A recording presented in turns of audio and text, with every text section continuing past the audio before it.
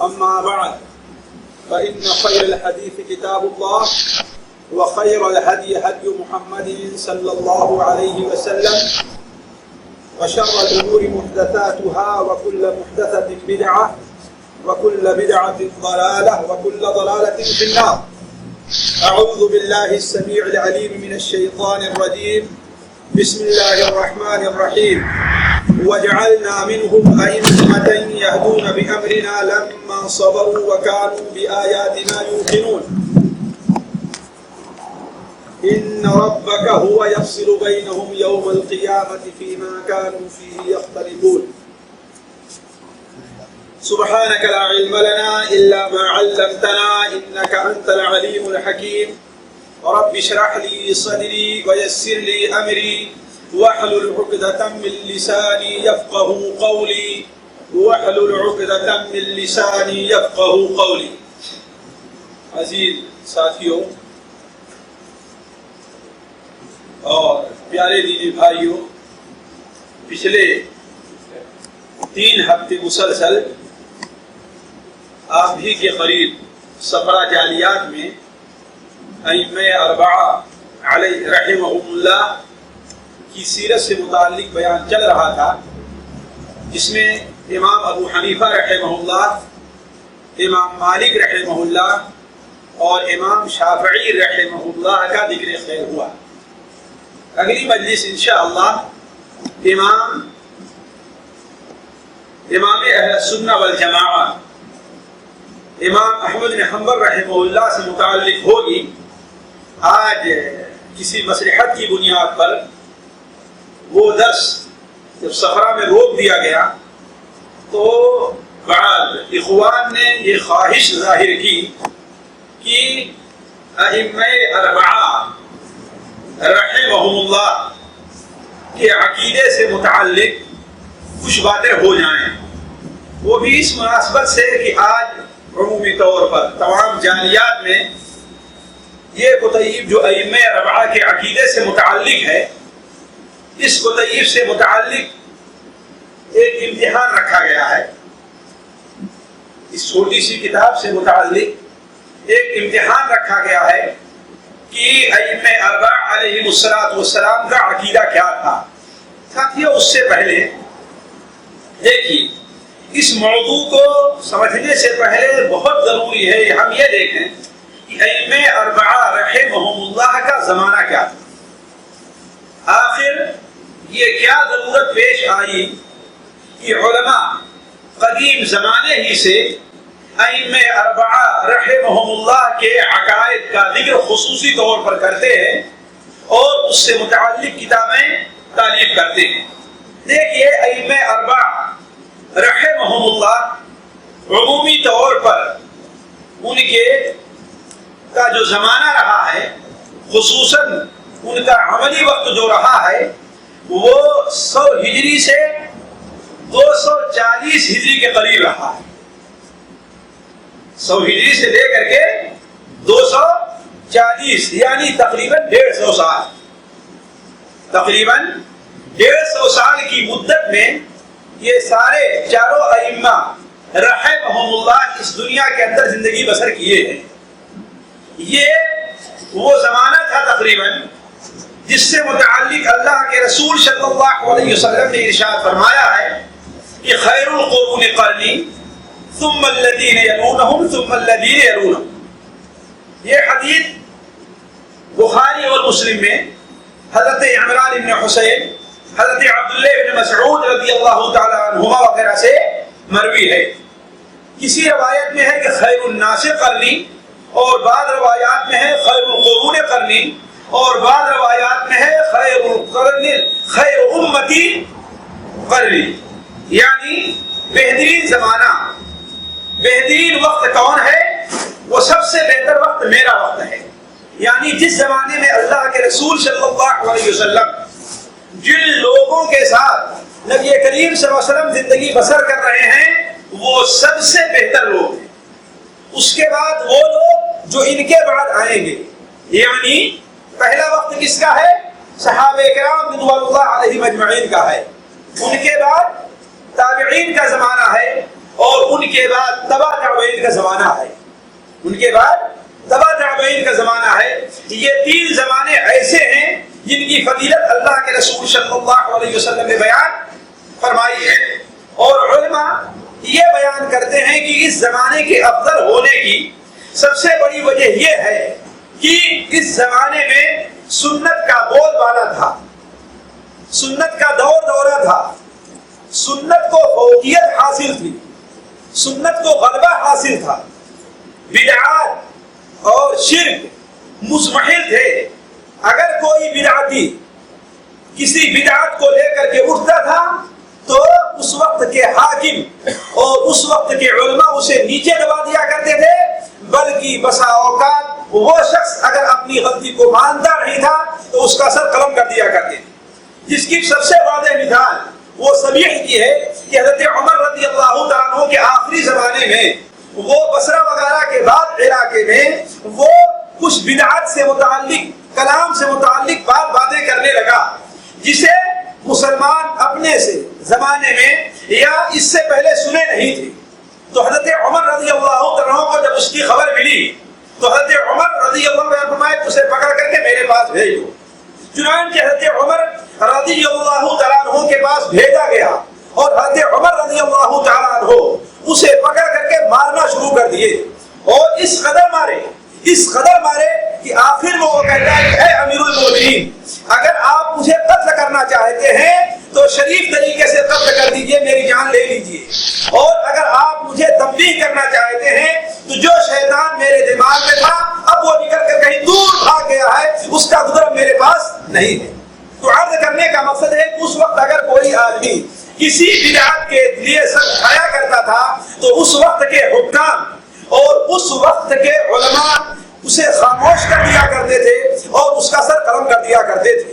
اگر اس نے کوئی اس قسم کی بات کی بھی ہے تو عمومی طور پر جو پبلک رہا کرتی تھی اس کی بات پر دھیان نہ دیتی تھی، بلکہ اس وقت کے اہل علم سے اس سے متعلق سب سے پہلے بات کیا کرتی تھی۔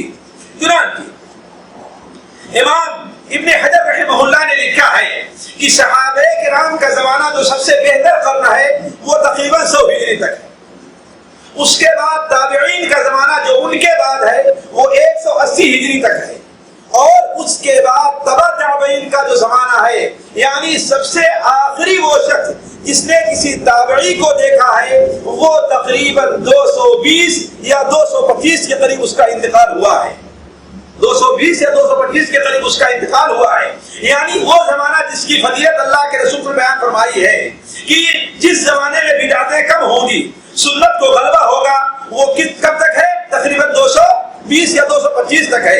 اس کے بعد جب آخری تبع تابعی اس دنیا سے جا چکا تو بدعات نے سر اٹھایا، معتزلہ نے گفتگو کی، حتیٰ کہ بہت سے علماء اہل سنت والجماعت کو جیل کی سزا سنانی پڑی اور ان کے اوپر سخت کوڑے برسائے گئے، جیسا کہ امام احمد بن حنبل رحمہ اللہ کے تذکرے میں وہ بات آئے گی۔ تو میں عرض کر رہا تھا کہ اللہ کے رسول صلی اللہ علیہ وسلم نے 3 زمانے کی فضیلت بیان کی ہے۔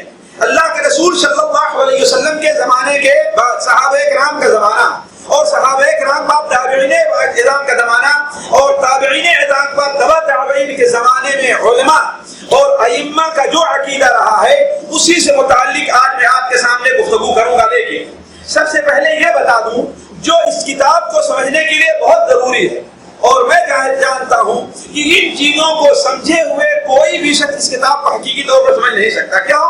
اس لیے کہ یہ کتاب صرف ترجمے کیا گیا ہے۔ اس کتاب میں بعض ایسی مصطلحات ہیں جس کو سمجھے بغیر کوئی بھی آدمی اس کتاب کو اچھی طریقے سے سمجھ نہیں سکتا ہے، اس لیے اس کی ایک تاریخ میں آپ کے سامنے پیش کرتا ہوں۔ دیکھیے، اللہ کے رسول صلی اللہ علیہ وسلم جب اس دنیا سے تشریف لے گئے تو تمام لوگ ایک ہی مذہب، ایک ہی فرقے، ایک ہی جماعت اور ایک ہی گروپ پر تھے۔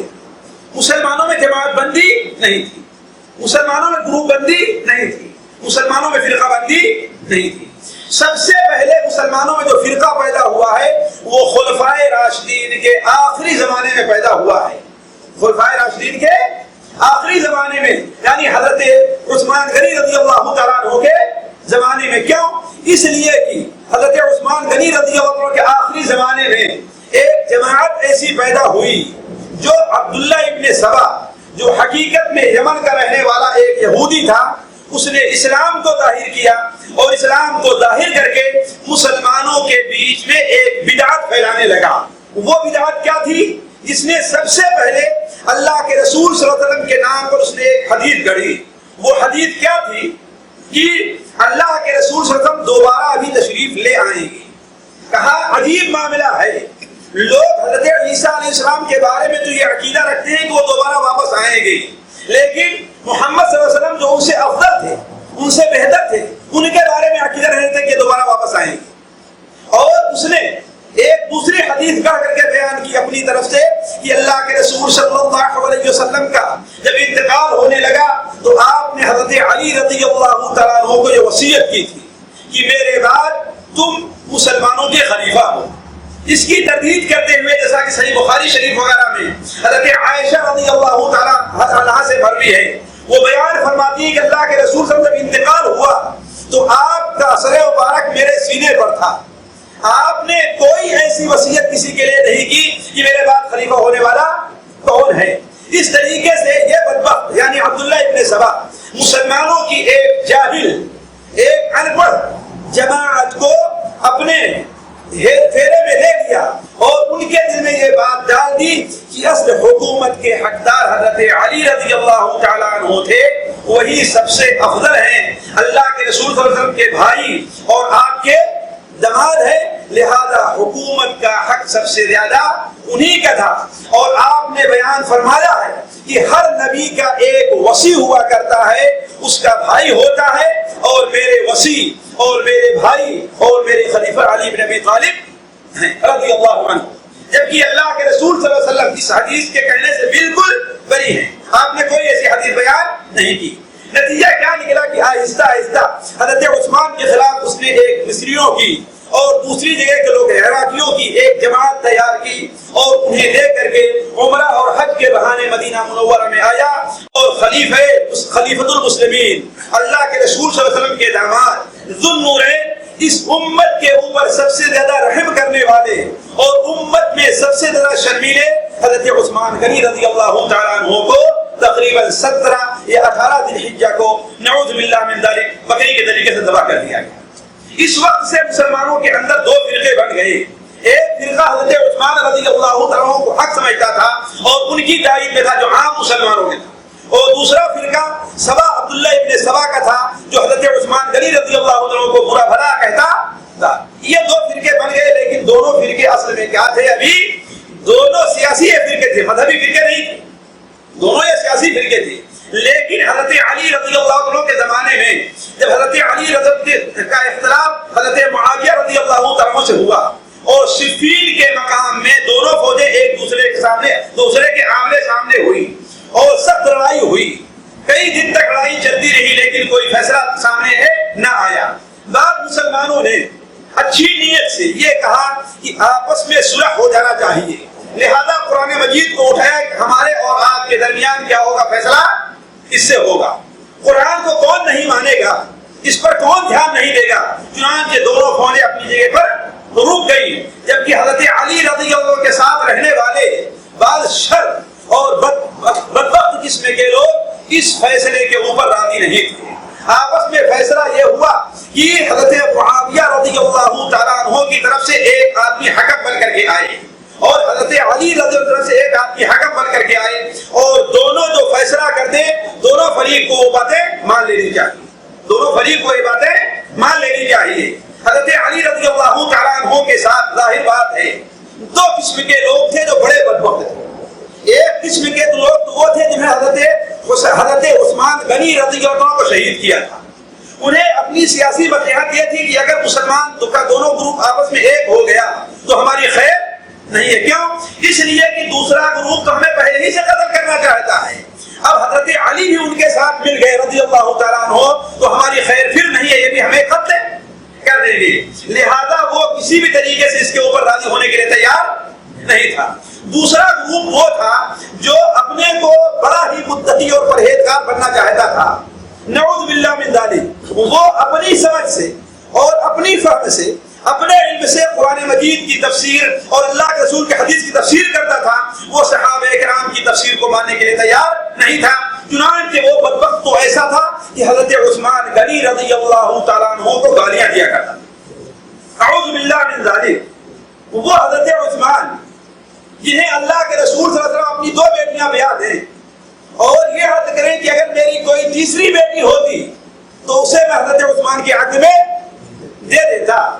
وہ حضرت عثمان جن کے متعلق اللہ کے رسول صلی اللہ علیہ وسلم نے اپنی آخری عمر میں غزوہ تبوک کے موقع پر کہا تھا کہ آج عثمان نے جو مال اللہ تعالیٰ کے راستے میں خرچ کیا ہے، جس قدر مال خرچ کیا ہے، آج کے بعد عثمان چاہے جو عمل کر جائے اللہ تعالیٰ کسی بھی عمل پر ان کا مواخذہ نہیں کرے گا۔ وہ عثمان نعوذ باللہ من ذالک مرتد ہو جائیں، حاشا للہ، وہ عثمان غلط کام کرے، حاشا للہ، وہ عثمان اسلام کے خلاف کوئی کام کرے، حاشا للہ، یہ ہرگز نہیں ہو سکتا۔ لیکن اس بدبخت نے حضرت عثمان رضی اللہ تعالیٰ عنہ کو برا بھلا، حتیٰ کہ بعض بدبختوں نے حضرت عثمان غنی کو کافر تک کہہ دیا۔ یہ وہی جماعت تھی جو حضرت علی کے خلاف اب ہو جاتی ہے کہ فیصلہ صرف اللہ کا مانا جائے گا، یہ 2 آدمی کا جو آپ فیصلہ بنا رہے ہیں ان کا فیصلہ نہیں مانا جائے گا، اللہ کے فیصلے کے مقابلے میں آپ انہیں فیصلہ بناتے ہیں، لہذا آپ بھی کافر ہیں، نعوذ باللہ من ذالک۔ یہ کون سے لوگ تھے جنہیں تاریخ میں خارجی کا نام دیا گیا؟ کیا نام دیا گیا؟ خارجی کا، خوارج کا۔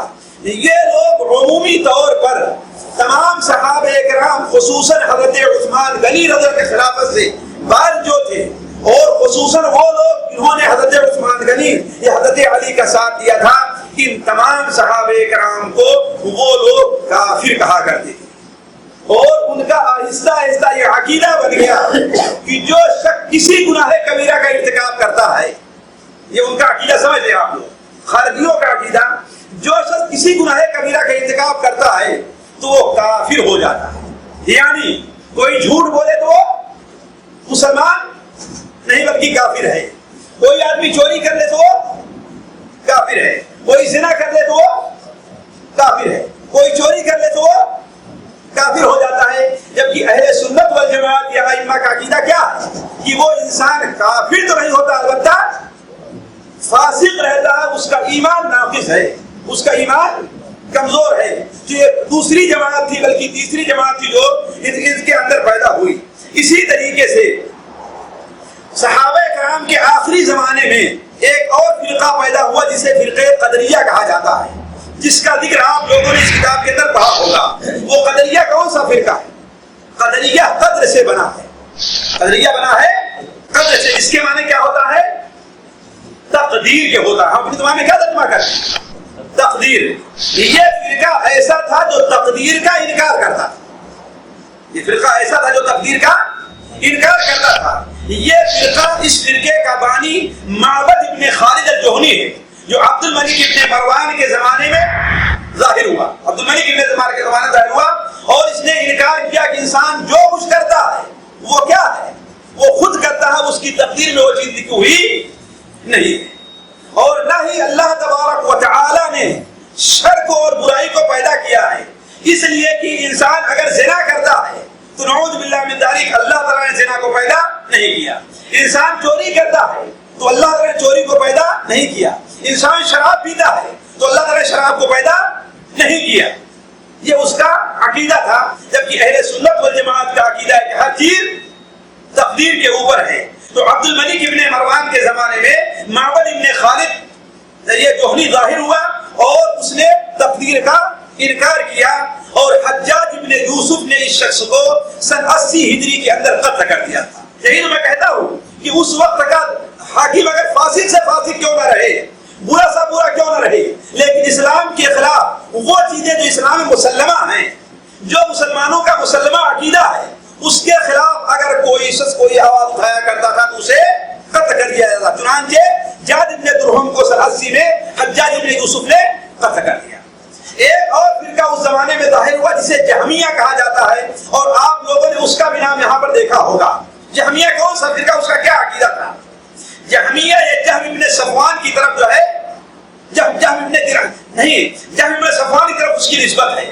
اصل میں ہوا یہ کہ ہشام ابن عبد الملک تقریباً 105 اس کے خلافت کا زمانہ ہے، ایک شخص پیدا ہوا جو جعد ابن درہم تھا، جعد ابن درہم تھا، یہ عراق میں ظاہر ہوا اور اس نے اللہ تبارک و تعالیٰ کی صفات کا انکار کر دیا۔ اللہ تعالیٰ کی صفات کا، یعنی اللہ تبارک و تعالیٰ عالم نہیں ہے، اللہ تعالیٰ بات نہیں کرتا، اللہ تعالیٰ کلام نہیں کرتا، اللہ تبارک و تعالیٰ کی اس طریقے سے جو صفتیں ہیں وہ ساری صفتوں کا وہ انکار کرتا رہا۔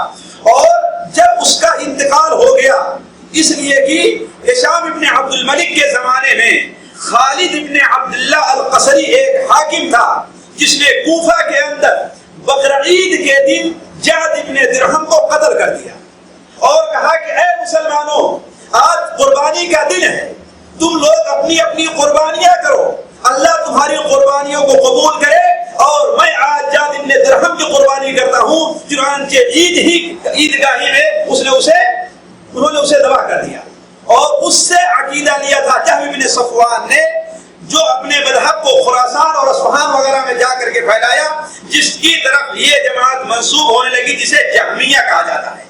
یعنی ان کے اندر سے کیا تھا کہ اللہ تعالیٰ کی صفات جو تھی، جیسا کہ اس کی تھوڑی سی میں تفصیل رکھوں گا، کہ اللہ تعالیٰ کی صفات کا وہ لوگ انکار کرنے لگے۔ اسی طریقے سے امام شافعی رحمہ اللہ کے زمانے میں ایک اور شخص پیدا ہوا، جس سے ایک اور جماعت پیدا ہوئی جسے معتزلہ کہتے ہیں۔ یہ جماعت کیسے پیدا ہوئی؟ اس لیے کہ ایک شخص حضرت حسن بصری کا شاگرد تھا جسے واصل ابن عطا کہتے ہیں، واصل ابن عطا کہتے ہیں۔ مسجد کے اندر حضرت حسن بصری کے پاس بیٹھ کر کے وہ سبق پڑھا کرتا تھا۔ تو جیسا کہ ابھی ہم نے بتایا کہ ایک جماعت ایسی پیدا ہوئی تھی، جیسے خارجی وہ کیا کہتے تھے کہ جو گناہ کبیرہ کا ارتکاب کر لے وہ کیا ہے؟ کافر ہے۔ اور اہل سنت والجماعت کا عقیدہ کیا تھا کہ وہ مومن ہے لیکن فاسق مومن ہے، وہ مسلمان ہے لیکن فاسق مسلمان ہے، اس کے اوپر کافر ہونے کا حکم نہیں لگے گا۔ کیوں؟ اللہ کے رسول زمانے میں بعض لوگوں نے زنا کیا نا، اللہ کے رسول نے انہیں مذہب سے خارج قرار دیا نہیں، انہیں سزا دی۔ لوگوں نے شراب پیا، اللہ کے رسول نے انہیں کافر قرار دیا نہیں، شراب پینے کی سزا دی۔ کوئی ایک مثال آپ لوگ دے سکتے ہیں کسی شراب پینے والے کو اللہ کے رسول نے سزا دی ہو اور اسے کافر نہ قرار دیا ہو؟ جی کوئی مثال یاد ہے؟ ارے بھائی بخاری شریف میں ہے، بخاری شریف میں ہے، عبداللہ نامی ایک صحابی تھے جو اللہ کے رسول صلی اللہ علیہ وسلم کو ہنسایا کرتے تھے، آپ گھر چٹکلے چھوڑا کرتے تھے، تو انہیں شراب پینے کے بارے ایک بار لے آیا گیا، آپ نے انہیں کوڑے برسائے۔ دوسری بار شراب پینے کے جرم میں لایا گیا، آپ نے ان پر کوڑے برسائے۔ تیسری بار کوڑے برسائے تھے کہ ایک صحابی نے کہا کہ اس کے اوپر اللہ تعالیٰ کی لعنت ہو، یہ بار بار شراب پیتا ہے، بار بار اس کے اوپر کوڑے برسائے تھے لیکن پھر بھی بات نہیں آتا۔ تو اللہ کے رسول نے کیا بیان فرمایا؟ آپ نے کیا فرمایا تھا؟ اس کے اوپر لعنت نہ کرو، اسے برا بھلا نہ کرو۔ کیا تمہیں معلوم نہیں کہ یہ اللہ اور اس کے رسول سے محبت کرتا ہے نا؟ تو شراب گناہ کبیرہ میں داخل ہے نا؟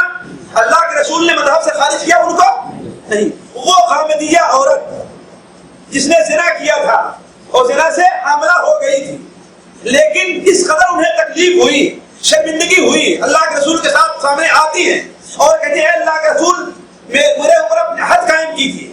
یاد آیا قصہ نا؟ ایک بار آئی، آپ نے واپس کر دیا، بچہ پیدا ہوا، پھر آئی، یہاں تک جب تیسری بار آئی اور بچے کے ہاتھ میں روٹی دے کر کے آئی، یہ بچہ کھانے لگا، تو آپ صلی اللہ علیہ وسلم نے ان کے اوپر حد برسائی اور آپ نے کیا کہا کہ اس نے اتنی بڑی توبہ کی ہے کہ اگر پورے اہل مدینہ پر تقسیم کی جائے تو توبہ کافی ہو جائے گی۔ تو معلوم یہ ہوا کہ گناہ کبیرہ کا مرتکب جو ہوتا ہے وہ کافر نہیں ہوتا۔ تو اہل سنت والجماعت کا عقیدہ یہ تھا کہ وہ کافر نہیں ہوگا، اور خارجیوں کا عقیدہ کیا تھا کہ وہ کافر ہو جائے گا۔ تو معتزلہ کا عقیدہ ایک اور تھا۔ چنانچہ حضرت حسن بصری رحمہ اللہ کے پاس ایک شخص آتا ہے کہ یہ بتائیے کہ آخر گناہ کبیرہ کا مرتکب جنت میں جائے گا کہ جہنم میں جائے گا؟ وہ کیا سوال کرتا ہے کہ جنت میں جائے گا یا کہ جہنم میں جائے گا؟ ابھی حضرت حسن بصری رحمہ اللہ سوچ رہے تھے کہ میں اس کا کیا جواب دوں، تو ان کا شاگرد واصل ابن عطا وہ کہتا ہے نہ وہ جنت میں جائے گا نہ وہ جہنم میں جائے گا، نہ وہ جنت میں جائے گا نہ وہ جہنم میں، یعنی نہ وہ مومن ہے نہ وہ کافر ہے، بلکہ اس کے درمیان میں ایک راہ ہے، نہ مومن ہے انسان نہ کافر، نہ مومن ہوا نہ وہ کافر ہوا، اور وہاں سے ہٹ کر کے ایک مسجد کے کھمبے کے پاس بیٹھ کر کے اپنی فکر اور اپنی تعلیم لوگوں میں عام کرنے لگا۔ تو حضرت حسن بصری نے کہا کہ اعتزل عنا، وہ ہم سے الگ ہو گیا۔ تو اعتزال کے معنی کیا ہوتا ہے؟ الگ ہونے کے، اسی لیے ان کا لقب معتزلہ پڑ گیا۔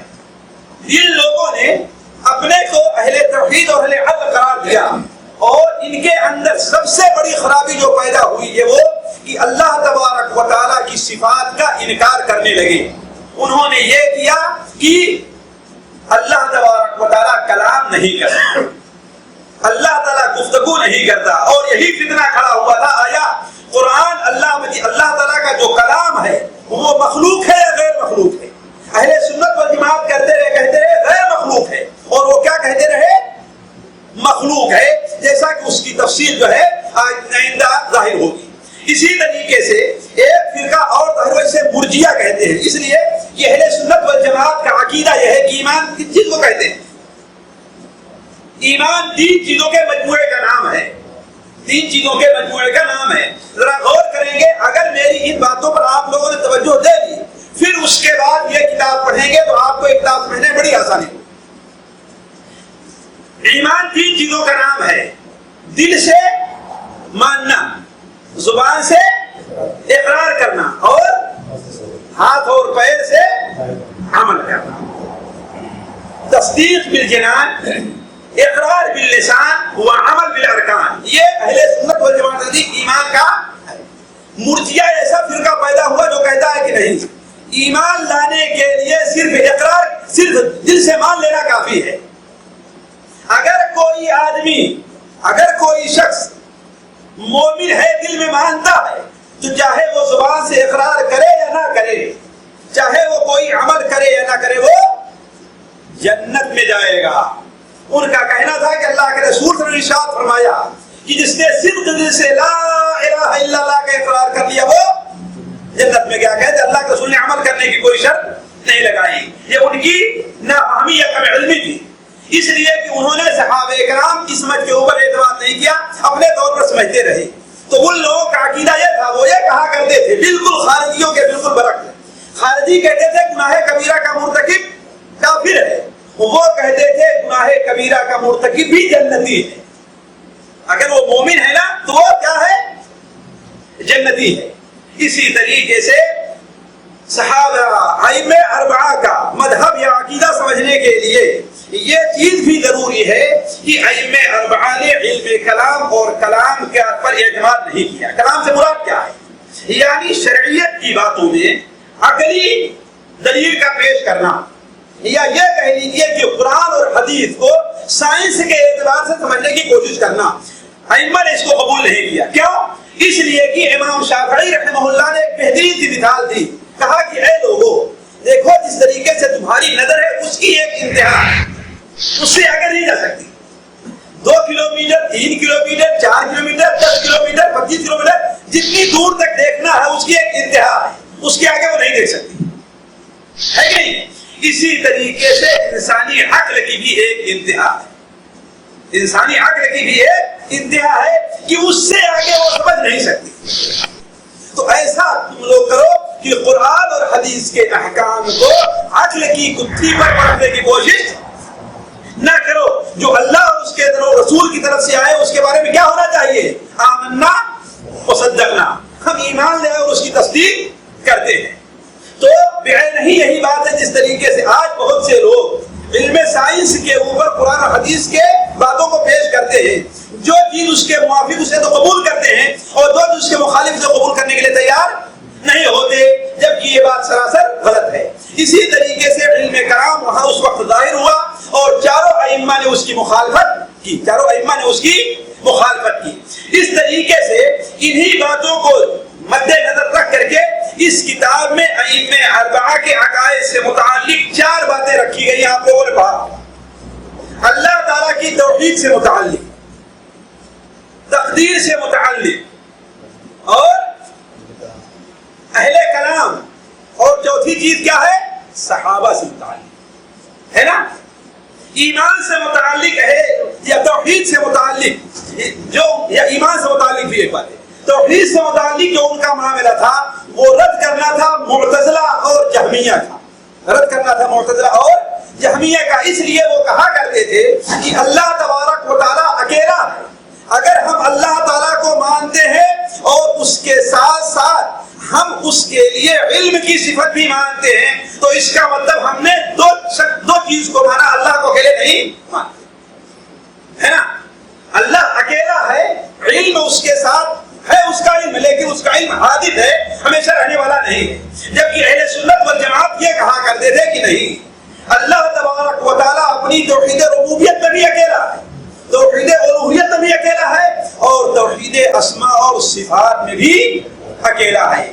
اسی لیے امام ابو حنیفہ رحمہ اللہ نے فقہ اکبر کے اندر، جیسا کہ اس کے اندر لکھا ہوا ہے کہ اللہ تبارک و تعالیٰ اپنے ناموں اور صفتوں کے ساتھ ہمیشہ رہا ہے اور اپنی ذاتی اور فعلی دونوں صفتوں کے ساتھ رہا ہے. ذاتی صفت اور فعلی صفت کا معنی کیا ہے؟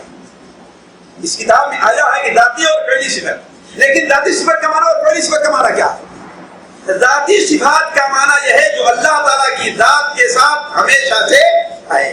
مثال کے طور پر اللہ تبارک و تعالیٰ عالم ہے، علم اس کی ذاتی صفت ہے جو اس سے کبھی جدا نہیں ہوتی، اور ہر وقت اللہ تعالیٰ کی صفت وہ موجود ہے نا.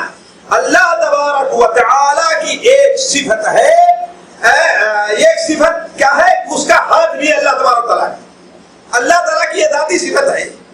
اللہ تعالیٰ کا وجہ ہے، اللہ کی یہ ذاتی صفت ہے کہ نہیں. اور دوسری صفت فعلی ہوتی ہے، یعنی عمل، جیسے خالق ہے، خلق ہے. اللہ تعالیٰ کی یہ فعلی صفت ہے. یہ نہیں کہ اللہ تعالیٰ ہمیشہ پیدا کر رہا ہے، جب چاہتا ہے تو پیدا کرتا ہے.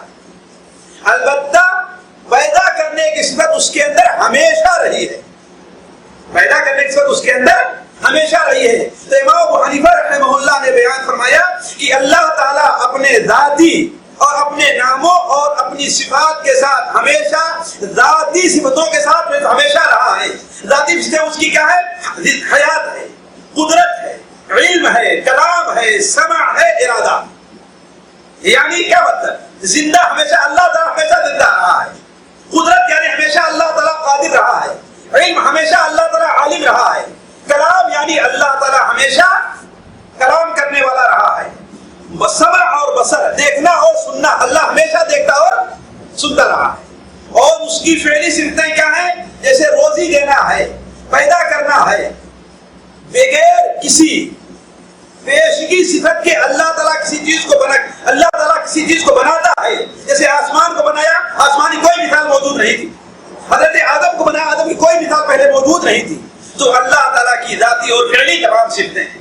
اسی طریقے سے امام مالک رحمہ اللہ، امام شافعی رحمہ اللہ اور امام احمد حنبل رحمہ اللہ کا عقیدہ یہ رہا ہے کہ اللہ تبارک و تعالیٰ اپنی صفات کے ساتھ، خواہ ذاتی صفتیں ہیں یا فعلی صفتیں ہیں، ان کے ساتھ ہمیشہ متصل رہا ہے. جبکہ معتزلہ اس کو ماننے کے لیے تیار نہیں.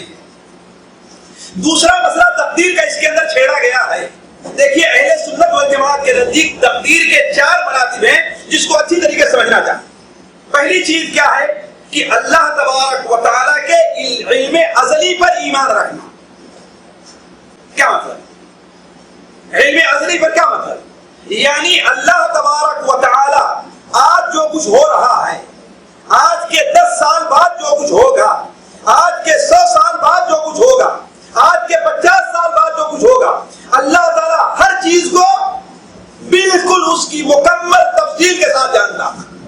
اللہ تعالیٰ کو یہ علم تھا کہ اس تاریخ کو جمعہ کے دن سالمیہ جالیات میں اتنے لوگ بیٹھے ہوں گے، اتنی دیر سے اتنی دیر تک بیٹھیں گے، اور مقصود الحسن انہیں ائمہ اربعہ کے عقیدے سے متعلق انہیں کچھ سنا رہا ہوگا، ہے کہ نہیں؟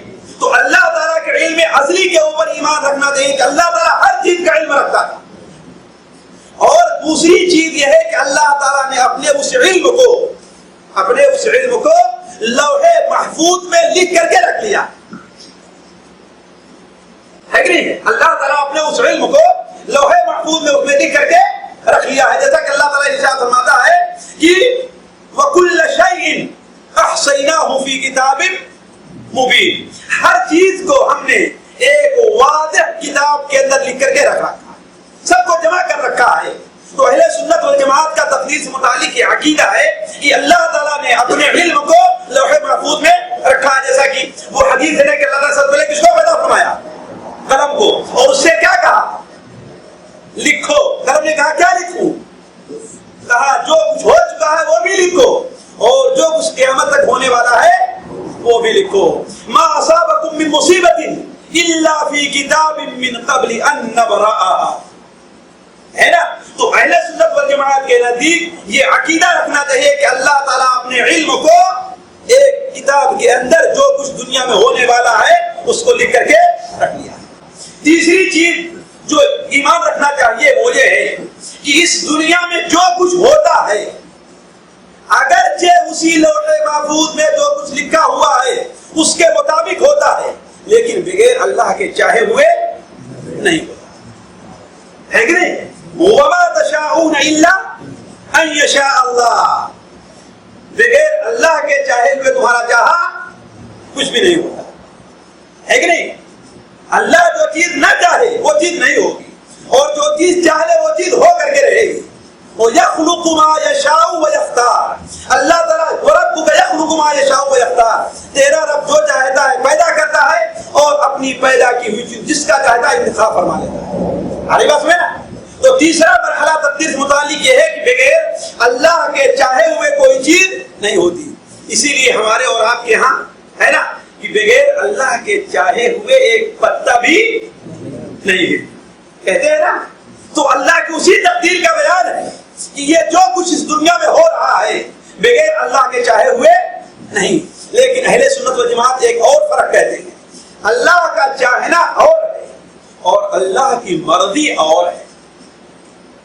यानी चोर ने चोरी किया बगैर अल्लाह के चाहे हुए, लेकिन अल्लाह की मर्जी उस पर नहीं। जिस तरीके से एक बाप है अपने एक बेटे को 10 रियाल दे और कहा कि जाओ देखो बाजार में जाओ, बाजार के अंदर हमने दिखा दिया तुमने कौन सी अच्छी जगह है बैठना चाहिए, जहां जाना चाहिए, और ये भी दिखा दिया कौन सी बुरी जगह है वहां पर नहीं जाना चाहिए। अब तुम्हारी मर्जी है, तुम्हें इख्तियार है, अगर तुम अच्छी जगह पर गए तो तुम्हें और हम इनाम से नवाज देंगे, और अगर बुरी जगह पर गए तुम्हें ठुकाई जाएगी। अब बच्चा बुरी जगह पे जाता है तो बाप से कह सकता है कि हाँ आखिर तुम्हें इजाजत दी थी जाने की? नहीं, बाप ने इख्तियार दिया था, इजाजत बाप की मर्जी नहीं थी। इसी तरीके से अल्लाह ने इख्तियार दिया है कि अच्छा बुरा काम चाहे जो इंसान करे, लेकिन अल्लाह ताला की मर्जी बुरे काम करने की नहीं है। तो अहले सुन्नत वल जमात के नजदीक मशीयत और रिदा के अंदर फर्क है कि अल्लाह के चाहे बगैर तो कोई काम नहीं हुआ। हत्ता कि इब्लीस ने अल्लाह ताला के सजदे से इनकार किया, वो भी अल्लाह के चाहने से हुआ, लेकिन अल्लाह की मर्जी से नहीं हुआ। और पांचवी बात ये, चौथी बात यह है तकदीर से मुताल्लिक कि अल्लाह तबारक व तआला ने जो चीज भी इस दुनिया में होती है और लिख रखा है उसको अल्लाह ताला पैदा भी करता है। व खालिकु कुल्ली शै, अल्लाह ताला हर चीज का पैदा करने वाला है। वल्लाहु खलक़कुम वमा तअमलून, अल्लाह ने तुम्हें पैदा किया और तुम्हारे अमल को ही पैदा किया। तो अहले सुन्नत वल जमात इमाम अबू हनीफा रहमहुल्लाह, इमाम मालिक रहमहुल्लाह, इमाम शाफई और अहमद इब्न हंबल रहमहुल्लाह इस चीज को मानते रहे हैं। और हमने देखिए मिसाल के तौर पर इमाम अबू हनीफा का हवाला सफा 18 नंबर सफा के ऊपर है। देखिए इमाम साहब क्या कहते हैं।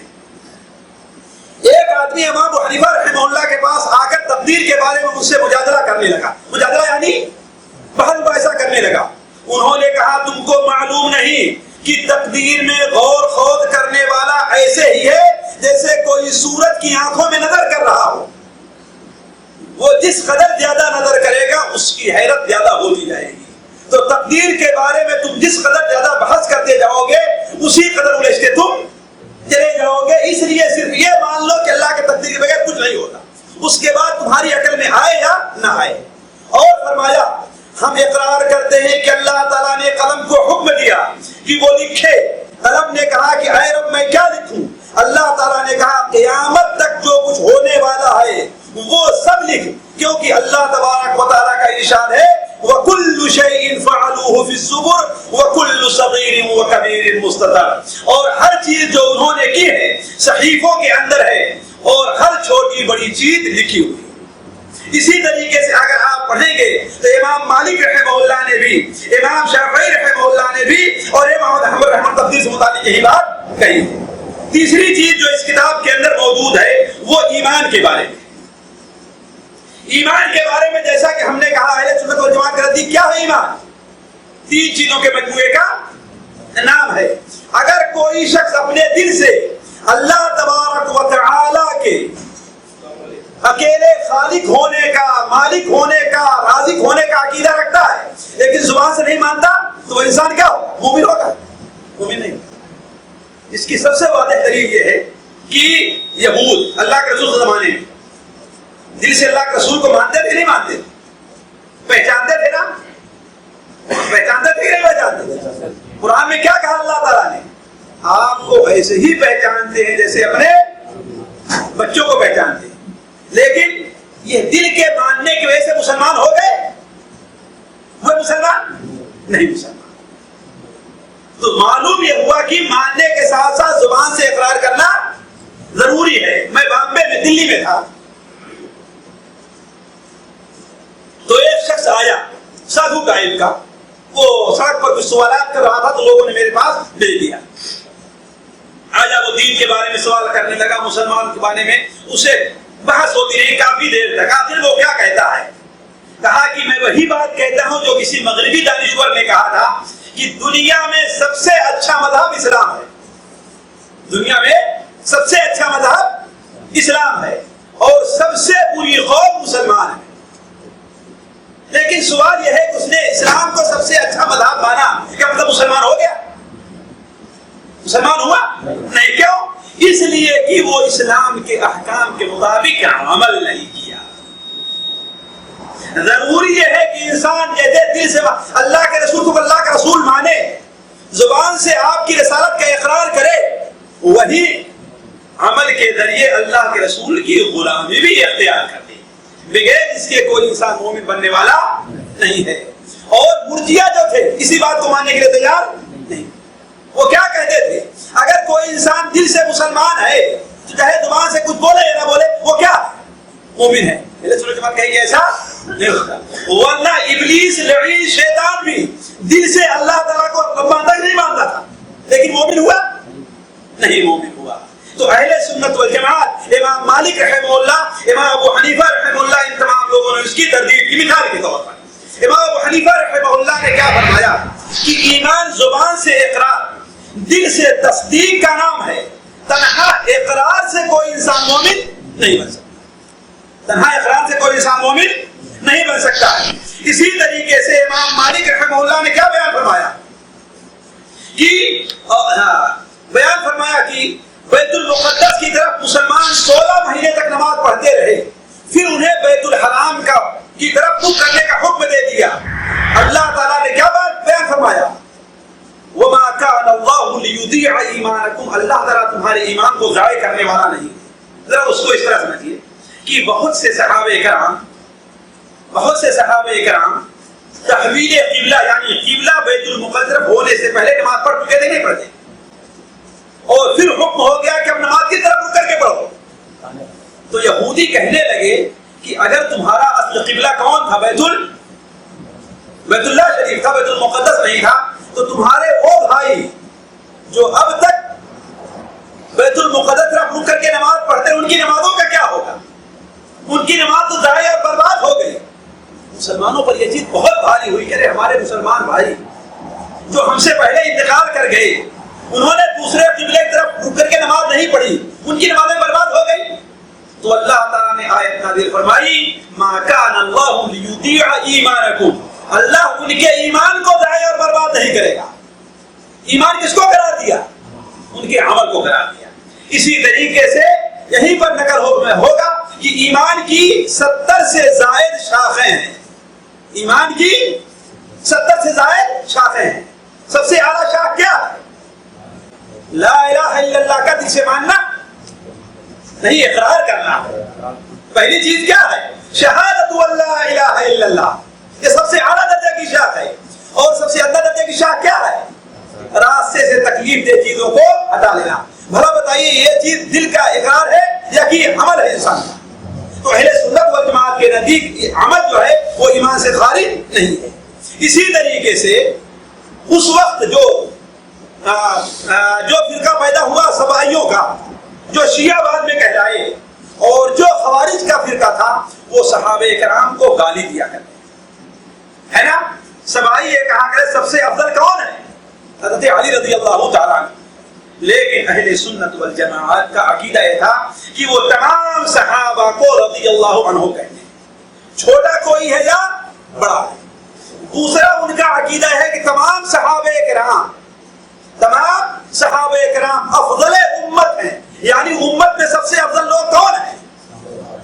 اور تیسری بات صحابہ کرام کے بارے میں اہل سنت والجماعت کا عقیدہ یہ ہے کہ ان کا آپس میں جو اختلاف ہوا ہے اس کے بارے میں ہم گفتگو نہیں کر سکتے. ان کا معاملہ کس کے سپرد ہے؟ اللہ کے سپرد ہے. اس میں کون غلطی پر تھا، کس نے کیا؟ ظاہر بات حضرت علی حق پر تھے. ان کا خلاف جو لوگوں نے کیا انہوں نے بغاوت کی، لیکن ہم ان میں سے کسی کو برا نہیں کہتے. ہم یہ کہتے ہیں کہ اللہ تبارک و تعالیٰ نے ان کے اجتہاد کو انشاءاللہ اللہ تعالیٰ معاف کر دے گا، ہے نا. اور چوتھی بات خلفائے راشدین کی، حضرت ابو بکر، حضرت عمر، حضرت عثمان، حضرت علی، ان کی خلافت کو نبوت کے طریقے پر مانا کرتے تھے، ہے نا. یہ نہیں کہ شیعوں کے طریقے سے حضرت ابو بکر و عمر کی خلافت کا انکار کریں، یہ نہیں خارجیوں کے طریقے حضرت عثمان، حضرت علی کی خلافت کا انکار کریں. نہیں، ہم ہر ایک کو اللہ کے رسول کا، ہر ایک کو مسلمانوں کا خلیفہ مانتے ہیں. حضرت ابو بکر اللہ کے رسول کا خلیفہ مانتے ہیں، حضرت عمر کو حضرت ابو بکر کا خلیفہ مانتے ہیں، حضرت عثمان کو حضرت عثمان عمر کا خلیفہ مانتے ہیں، حضرت علی کو حضرت عثمان کا خلیفہ مانتے ہیں. اسی طریقے سے پانچویں چیز جو صحابہ کرام کے بارے میں اہل سنت والجماعت کا عقیدہ ہے وہ یہ ہے کہ سب سے افضل کس کو مانتے ہیں؟ حضرت ابوبکر کو، اس کے بعد حضرت عمر کو، اس کے بعد حضرت عثمان، اس کے بعد حضرت علی، اس کے بعد 10 وہ صحابی اللہ کے رسول نے جنہیں جنت کی خوشخبری دنیا میں دے دی تھی. اس کے بعد اہل بدر کو، اس کے بعد اہل حدیبیہ کو، اس کے بعد جو لوگ فتح مکہ سے پہلے اسلام قبول کیے، اس کے بعد جو جس قدر جلدی اسلام قبول کیا ہے اس قدر وہ دوسروں سے افضل ہے. یہ اہل سنت والجماعت کے عقیدے کا خلاصہ ہے ساتھیوں صحابہ کرام کے بارے میں. پھر سن لیجئے، پہلی بات یہ ہے کہ وہ تمام صحابہ کرام کو رضی اللہ عنہ کہتے ہیں. دوسری بات یہ ہے کہ وہ تمام صحابہ کو امت میں سب سے افضل مانتے ہیں. تیسری بات یہ ہے کہ صحابہ کا آپس میں جو اختلاف ہوا ہے اس بارے میں کوئی بحث نہیں کرتے، اس میں خاموش رہتے ہیں. چوتھی بات یہ ہے کہ خلفائے راشدین جو 4 گزرے ہیں ان کی خلافت کو نبوت کے طریقے پر، جو خلافت کا طریقہ ہے اس پر مانتے ہیں. اور پانچویں بات یہ ہے کہ سب سے افضل امت کس کو مانتے ہیں؟ حضرت ابوبکر کو، اس کے بعد حضرت عمر کو، اس کے بعد حضرت علی کو، حضرت عثمان کو، اس کے بعد حضرت علی کو، پھر باقی 10 کو، اس کے بعد اہل بدر کو، اس کے بعد اہل بیت رضوان کو، اس کے بعد جو لوگ فتح مکہ سے پہلے مسلمان ہوئے. یہ اہل سنت والجماعت کے عقیدے کا خلاصہ ہے. اور اسی چیز کو امام ابو حنیفہ رحمہ اللہ اور دوسرے ائمہ نے بیان کی مثال کے طور پر. امام ابو حنیفہ رحمہ اللہ کیا بیان کرتے ہیں؟ دیکھیے کہ ہم صحابہ رسول رضوان اللہ علیہم اجمعین سے کسی کا بھی ذکر نہیں کرتے مگر خیر کے ساتھ، ہے نا. یہ پڑھانا آپ لوگوں نے، اس میں اسی چیز کو رد کرنا ہے شیعہ اور خوارج کا جو انہیں گالی دیا کرتے. اسی طریقے سے آپ نے بیان فرمایا ہم صحابہ رسول صلی اللہ علیہ وسلم کسی سے بھی برات کا اظہار نہیں کرتے، اس لیے کہ شیعہ نے حضرت عثمان، حضرت ابو بکر و عمر سے برات کا اظہار کیا، اور خارجیوں نے حضرت عثمان، حضرت علی اور اس کے بعد لوگوں برات کا اظہار کیا. تو کہتے ہیں کہ ہم کسی سے برات کا اظہار نہیں کرتے اور کسی کو چھوڑ کر کسی سے موالات نہیں کرتے، بلکہ ہر ایک سے ہم موالات رکھتے ہیں.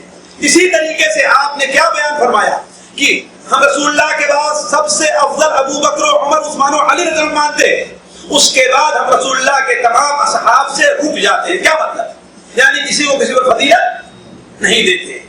اس طریقے سے اس کتاب میں ایک مسئلہ اور چھیڑا گیا ہے دین کے بارے میں کلام کرنے کا. دین کے بارے میں کلام اور گفتگو کرنے کا جو ہم نے وقت لیا تھا اس میں 3-4 منٹ رہ گئے ہیں، اس لیے میں اپنی بات کو مختصر کروں گا. کلام سے مراد کیا ہے اس کی تھوڑی وضاحت ہم نے آپ کے سامنے کی تھی، لیکن اسے علم کلام کیوں کہا گیا یہ ذرا سن لیجیے آپ. اس لیے اصل میں کلام کے معنی ہوتا ہے بات کرنے کے. چونکہ معتزلہ نے سب سے پہلے جو انکار کیا وہ کلام الہی کا انکار کیا. اسی لیے جعد ابن درہم کو جو عبداللہ قصری نے قتل کیا نا، تو اس نے کہا یہ کہتا ہے بدبخت کہ اللہ تعالیٰ نے حضرت موسیٰ سے کلام نہیں کیا ہے اور اللہ تعالیٰ نے ابراہیم کو اپنا خلیل نہیں بنایا ہے، لہذا ہم اسے قتل کر دیں. تو چونکہ سب سے پہلے انہوں نے جو انکار کیا اللہ تعالیٰ کی صفات کے بارے میں کلام کا انکار کیا، اس لیے انہیں اہل کلام رکھ دیا گیا، پہلے کلام رکھ دیا گیا. اور صحابہ کرام کے بعد تابعین، تبع تابعین اور ان کی اتباع میں ائمہ اربعہ یہ کہا کرتے تھے کہ ہم اللہ کی صفات کے بارے میں کوئی گفتگو نہیں. مثال کے طور پر اللہ تبارک و تعالیٰ کے بارے میں یہ آتا ہے کہ اللہ تعالیٰ سمائے دنیا پر نازل ہوتا ہے کہ نہیں، لیکن وہ کس طریقے سے نازل ہوتا ہے اس بارے میں ہم گفتگو نہیں کرتے. لوگ کہتے نا کہ اللہ تعالیٰ اگر نازل ہوتا ہے تو یہ بتاؤ اس کا عرش خالی ہو جاتا ہے؟ خالی نہیں ہوتا. وہ جب نازل ہوتا ہے تو سیڑھی سے نازل ہوتا ہے بغیر سیڑھی کے نازل ہوتا ہے. وہ یہ بتاؤ کہ رات تو ہر جگہ کہیں نہ کہیں رہا ہی کرتی ہے، تو اس کا مطلب اللہ تعالیٰ ہر وقت مائے دنیا ہی پر رہتا ہے، عرش کے اوپر رہتا ہی نہیں. یہ عقلی باتیں نہیں باتیں ہیں. علماء نے کہا کہ ہم اس بارے میں نہیں باتیں، ہم یہ ایمان رکھتے ہیں کہ اللہ تبارک و تعالیٰ سے متعلق اللہ کے رسول نے یہ بیان فرمایا کہ اللہ تعالیٰ سمائے دنیا پر نازل ہوتا ہے. اس کی نازل ہونے کی کیفیت کیا ہے ہم نہیں جانتے. اسی لیے امام مالک رحمہ اللہ سے متعلق کے بعد ایک شخص آیا کہ یہ بتائیے کہ اللہ تعالیٰ عرش کے اوپر مستوی ہے، اللہ تعالیٰ عرش کے اوپر مستوی ہے، تو اس کے مستوی ہونے کی کیفیت کیا ہے؟ راوی کہتے ہیں کہ امام مالک رحمہ اللہ نے اپنا سر جھکا لیا اور گھبراہٹ سے ان کے پسینہ نکل گیا.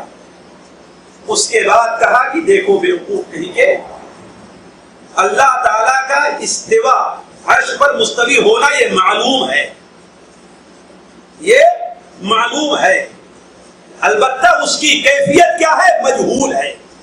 اس لیے دیکھیے صفات کے بارے میں اہل سنت والجماعت کا عقیدہ یہ ہے کہ اس کی تشبیہ نہیں دی جائے، اس کی کیفیت نہیں بیان کی جائے.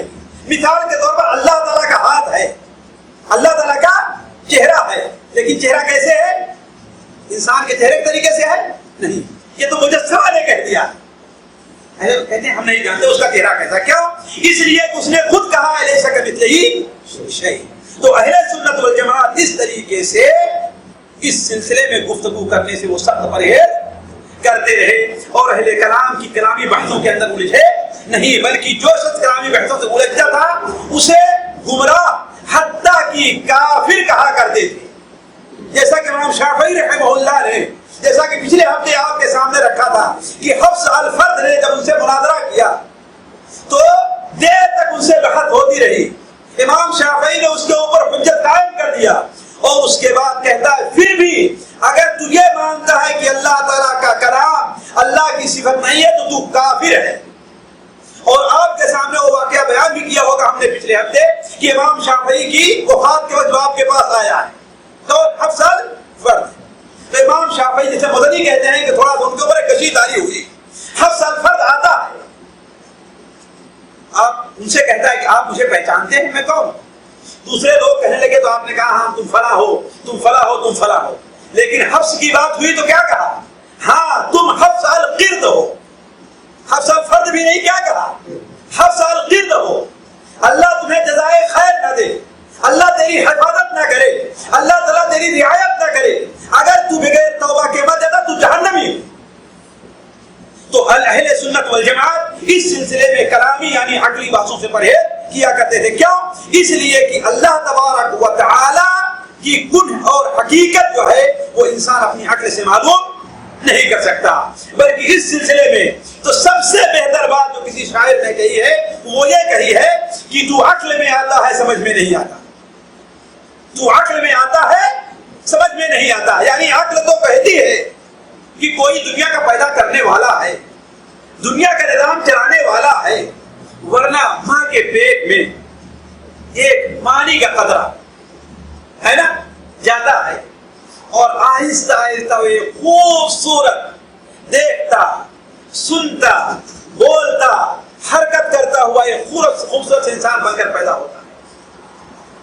آخر دنیا کی جو مشینری ہے اس میں ڈھانچہ فٹ رہتا ہے نہیں فٹ رہتا ہے. کوئی چیز جانب بن کر کے نکل آتی ہے تو رحم مادر کے اندر بھی کوئی ڈھانچہ ہے, کوئی چیز فٹ ہے. کون بناتا ہے؟ اللہ بناتا ہے. تو عقل تو کہتی ہے کوئی ذات ایسی ضرور ہے جو یہ سب کچھ کر رہی ہے, لیکن وہ ذات کیسی ہے, کہاں ہے, یہ ہماری عقل میں نہیں آتا. تو عقل میں آتا ہے سمجھ میں نہیں آتا. میں جان گیا بس تیری پہچان ہی, میں جان گیا بس تیری پہچان یہی ہے کہ عقل تو مانتی ہے تجھ کو, لیکن تو ہماری سمجھ سے بہت اور بہت بڑے کی چیز ہے. تیری حقیقی سمجھ کو تو کوئی آدمی نہیں پہنچ سکا. بلکہ خود اللہ کے رسول صلی اللہ علیہ وسلم کیا کہہ رہے تھے, لا احصی ثناء علیک انت کما اثنیت علی نفسی. اے اللہ تبارک و تعالیٰ تیری تعریف کا حق میں ادا نہیں کر سکتا. انت کما اثنیت علی نفسک, تو ہی ہے جو اپنی تعریف کو حق ادا کر سکتا ہے. تو یہ خلاصہ تھا ائمہ اربعہ کے عقیدے سے متعلق جو آپ کی اس کتاب کے اندر موجود ہے کہ وہ توحید کے اوپر یقین رکھتے ہیں, خصوصاً توحید اسماء اور صفات پر. توحید اسماء اور صفات پر کہ اللہ تعالیٰ کے پیارے پیارے نام ہے, اللہ کی پیاری پیاری صفتیں, اللہ کے پیارے پیارے نام. ہم نہ کسی صفت کا انکار کرتے ہیں نہ کسی صفت کی تعویل کرتے. تعویل کا معنی کیا ہے؟ یعنی ہم یہ نہیں کہتے کہ اگر قرآن مجید میں آئے کہ اللہ تعالیٰ کا ہاتھ ہے تو ہم اسے قدرت مان لیں. نہیں, ہم کہتے اللہ تعالیٰ کا ہاتھ ہے. ہم یہ نہیں کہتے کہ اللہ تعالیٰ عرش کے اوپر مستوی ہے تو ہم کہیں کہ اللہ تعالیٰ عرش کے اوپر قبضہ کیے ہوئے ہیں. ہم یہ نہیں کہتے کہ اللہ تعالیٰ ناراض ہوتا ہے تو ہم کہیں اللہ تعالیٰ ہمارے لیے انعام کا ارادہ کرتا ہے. نہیں, اللہ تبارک و تعالیٰ ناراض ہوتا ہے, راضی ہوتا ہے, لیکن ناراض اور راضی کیسے ہوتا ہے وہ اس کی صفت نہیں جانتے. تو اس طریقے سے توحید کے بارے میں, ایمان کے بارے میں, یعنی ایمان 3 چیز کے مجموعے کا نام ہے.